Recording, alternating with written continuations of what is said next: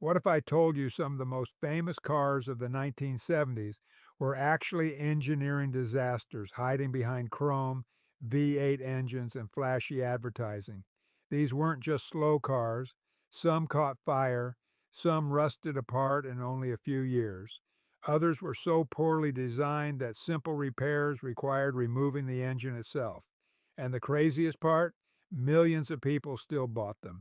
Today, we're counting down 11 of the worst American cars of the 1970s. Vehicles destroyed by terrible quality control, dangerous engineering mistakes, oil crisis panic, and decisions that nearly bankrupted entire companies.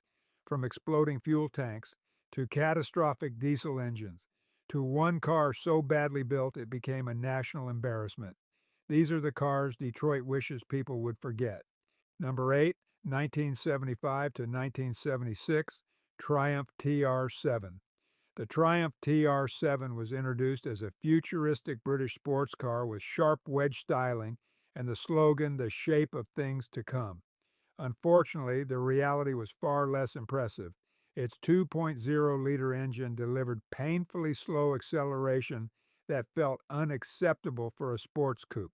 Worse still, production chaos at British Leyland created massive quality control problems. Electrical systems failed constantly, gauges malfunctioned, headlights stopped working, and air conditioning systems rarely operated properly. Water leaks around the roof and windows were extremely common, while rust spread rapidly around critical body areas. Owners also dealt with faded bumpers, broken trim pieces, and endless repair bills. The TR7 looked modern for its time, but unreliable engineering turned it into one of Britain's most frustrating sports cars of the decade. Number 7, 1974 to 1978 Ford Mustang II. The Mustang II transformed one of America's greatest performance icons into a slow economy car based heavily on the Ford Pinto platform. Base four-cylinder engines delivered weak power, and even the optional V8 produced far less performance than earlier Mustangs from only a few years before. Acceleration was slow, handling lacked precision, and body roll made the car feel soft and uninspiring. The interior used low-cost plastics and vinyl materials that cracked, faded, and aged poorly. Although fuel economy improved slightly compared to older Mustangs, the car completely lost the aggressive performance character that built the Mustang's reputation in the 1960s. Ford sold huge numbers because buyers wanted smaller cars during the fuel crisis, but enthusiasts viewed the Mustang II as one of the biggest disappointments in Mustang history. Number 6, 1976 to 1979 Plymouth Volare. The Plymouth Volare replaced the dependable Valiant, but quickly developed a reputation for severe reliability and rust problems. Corrosion attacked the front fenders at shocking speed because Chrysler eliminated proper protective coatings and inner liners to reduce production costs. Some cars showed visible rust holes within only a couple of years. Chrysler eventually recalled massive numbers of vehicles for fender replacement, costing the struggling company millions of dollars. Mechanical reliability was equally poor. Suspension components wore out prematurely, steering systems developed problems early, and carburetor tuning issues caused engines to stall unexpectedly in traffic. Owners frequently dealt with rough idle problems and poor drivability. The Volare became one of Chrysler's clearest examples of rushed engineering and weak quality control during the late 1970s. Number 5, 1975 to 1980, AMC Pacer.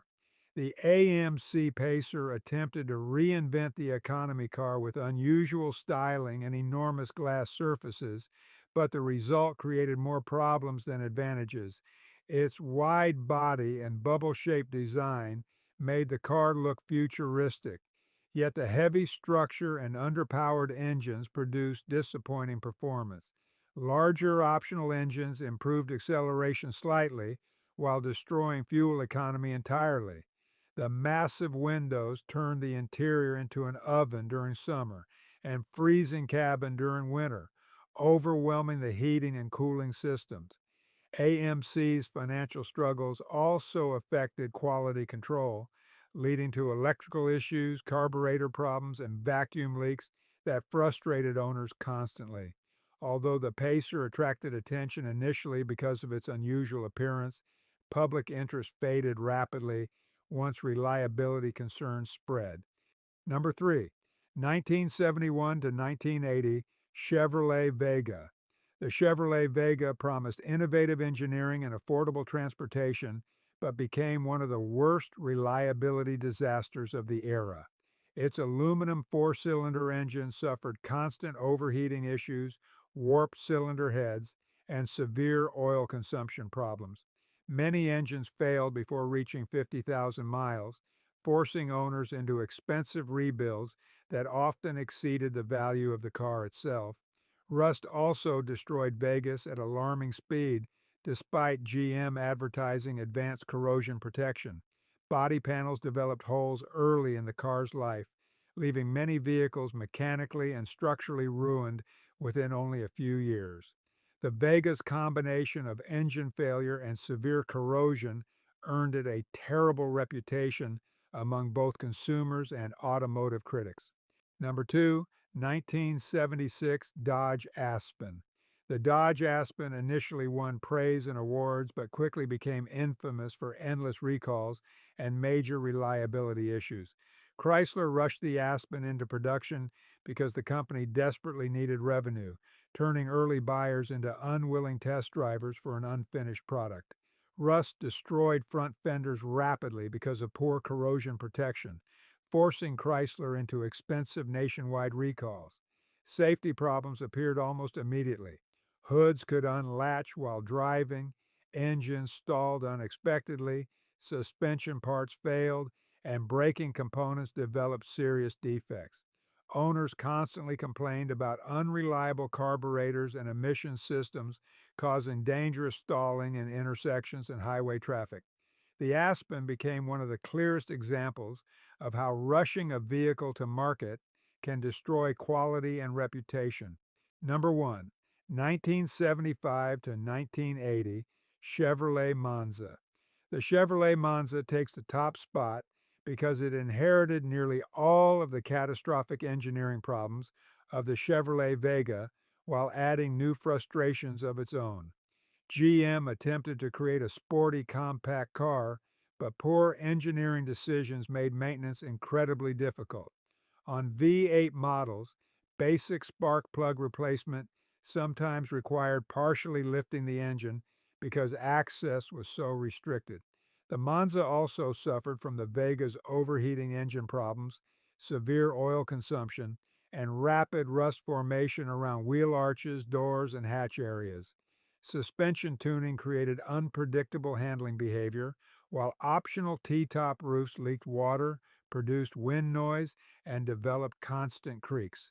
Interior materials felt cheap and fragile throughout the cabin.